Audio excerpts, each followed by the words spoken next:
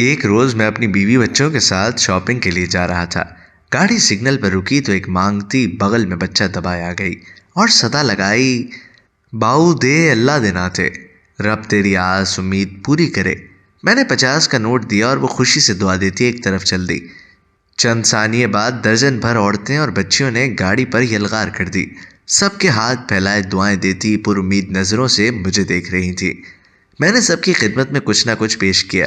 सब खुशी से सरसार लौट गई। ये सब मामला 1 मिनट के अंदर हुआ।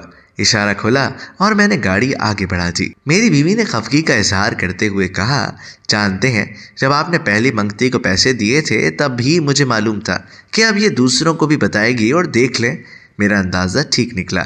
ये मांगने वाले होते ही ऐसे हैं, कमजर्फ। बेगम बड़बड़ा रही थी। गाड़ी वालों के पास कानून का खजाना होता है जो सबकी सब ने धुआं बोल दिया। मैं तो कहती हूँ आपको चाहिए था कि पहली वाली को 1 रुपया न देते, ना उसको देते, ना वो बाकियों को जाकर बताती और ना ही हमारे गिर्द इतना रश लगता। बीवी की सारी बातें ठीक थी। लोग इशारे पर खड़े पहले फ़कीर को सिर्फ इसलिए खाली हाथ लौटा देते हैं कि ये दूसरे फ़कीरों को बताएगा और हमारे गिर्द रश लग जाएगा।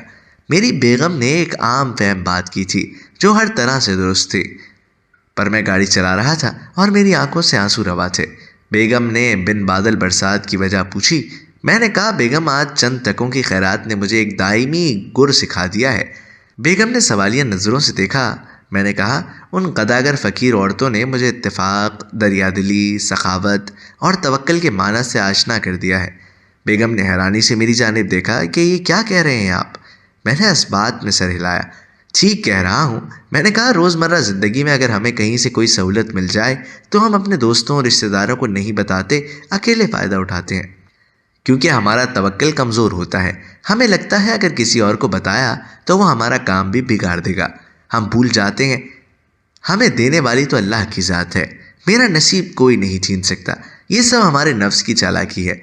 नफ्स हमें उकसाता है कि चुप करके फ़ायदा हासिल करो, किसी दूसरे को मत बताओ, और हम नफ्स की बातों में आकर अकेले ही मिलने वाली सहूलत से फैज़याब होते हैं। इन फ़कीरों का नफ्स मुतमईन है, मेरे नफ्स की तरह गैर मुतमईन नहीं है।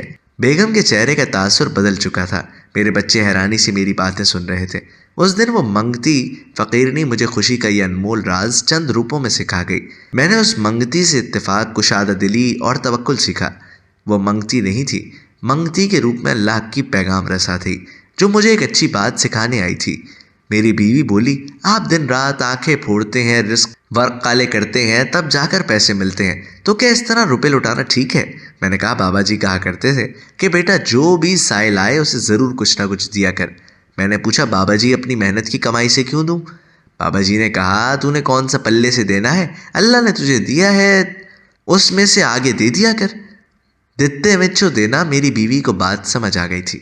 उसने मुंह से तो कुछ नहीं कहा, मगर चेहरे से आया था कि दित्ते विच्चो देना वाली बात पर मुत्तफिक है। अब मैं कोशिश करता हूँ कि अगर मुझे कहीं से कोई फ़ायदा हो तो मैं दूसरों को ज़रूर बताता हूँ। मेरा नफ्स मुझे हर बार रोकता है और हर बार मैं अपने नफ्स को एक जुमला बोलकर चुप करवा देता हूँ। अल्लाह हमें आसानियाँ अता करे और आसानियाँ तकसीम करने का शर्फ बख्शे। आमीन।